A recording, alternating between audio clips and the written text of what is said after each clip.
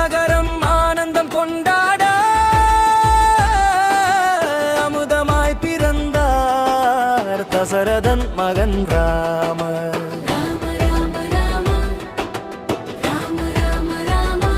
கௌசல்யின் கரத்தில் கதிரவன் போல கண்ணில் ஒளியாக உதித்தார் தர்மராம.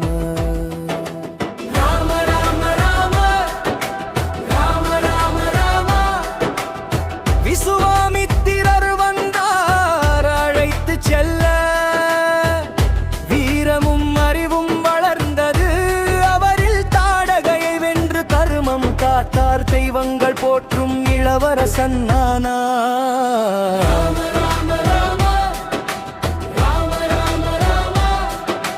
மிதிலையில் வில்லை குனிந்து முறித்தார் மகாலட்சுமி சீதையை மணந்தார். அன்பும் அமைதியும் நிறைந்த திருமணம் அயோத்தி முழுதும் கொண்டாடியது.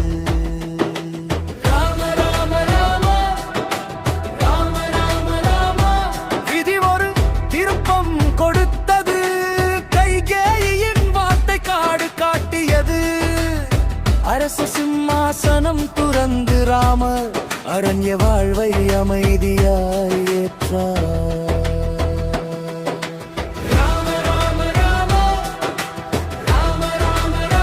சீதையும் லட்சுமணனும் உடன் சென்றனர், அன்பின் பயணம் காடுகள் கடந்தது.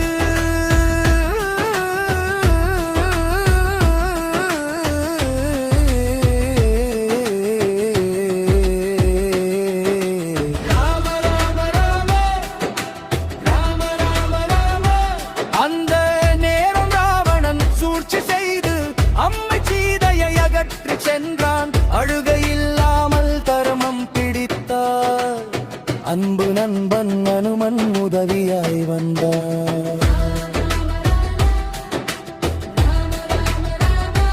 வானர சேனை இணைந்து போரிட்டது, இலங்கை நகரம் நடுங்கி குலைந்தது. வில்லி நம்ப ராவணன் வீழ்ந்தார்.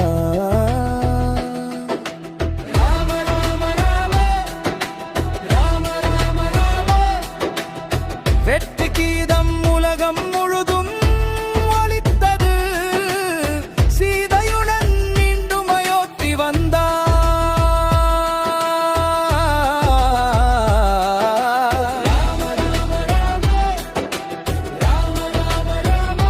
ராமராஜ்யம் உலகுக்கு உதாரணமானது, நீதியும் நன்மையும் நாட்டை காத்தது. மக்களின் மனதில் மகிழ்ச்சி மலர்ந்தது.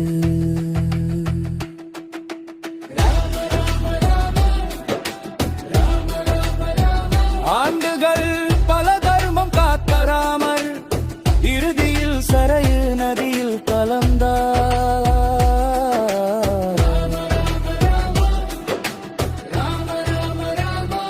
மனிதராக வந்த மாயோன் ராமர் மக்களுக்கு தர்மத்தின் பாதை காட்டினார்.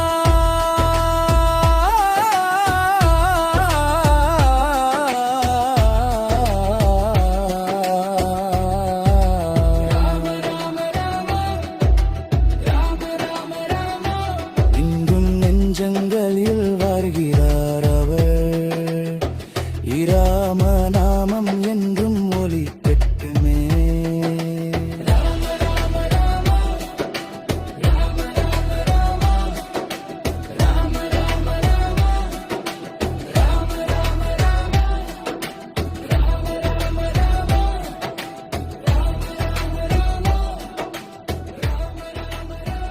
ராம ராம ராம ராம ராம ராம ராம என்றும் சரணம்.